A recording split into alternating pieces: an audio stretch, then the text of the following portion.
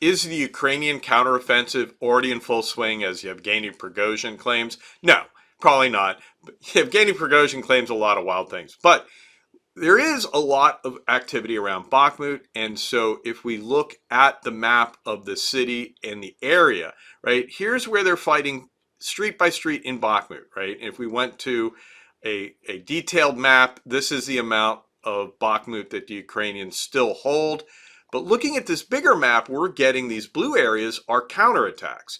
And so we're seeing a lot of counterattacks around the sides, right? And those are basically lower quality Russian forces that are holding the flanks, and the higher quality Wagner and airborne forces are in Bakhmut itself. That fighting is going on, and the Russians are making slow progress. The Ukrainians have taken a block back here or there, but that is still that meat grinder that Prigozhin talks about. Around the edges, though, the Ukrainians, it looks to me like the Russian forces have less ammunition, they have lower quality forces on the flanks, and the shift is in the Ukrainians' favor.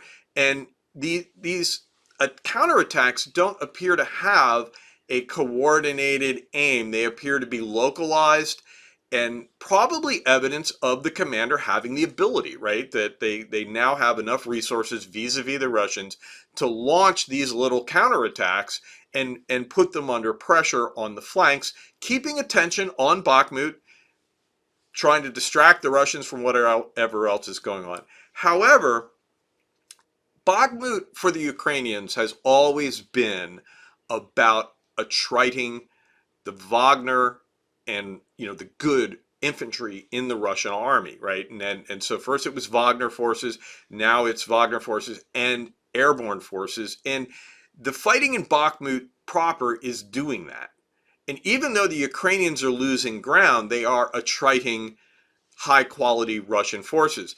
These counterattacks on the side are taking ground, but they aren't really tearing up high quality units, right? So while these successes look very successful, they are not towards the strategic purpose that the Ukrainians are doing. And so they're interesting. They're certainly, this is what the Ukrainian military needs to be doing. They need to be keeping the pressure on. But in terms of the success of Bakhmut, actually the street fighting is still probably more strategically significant for the overall war.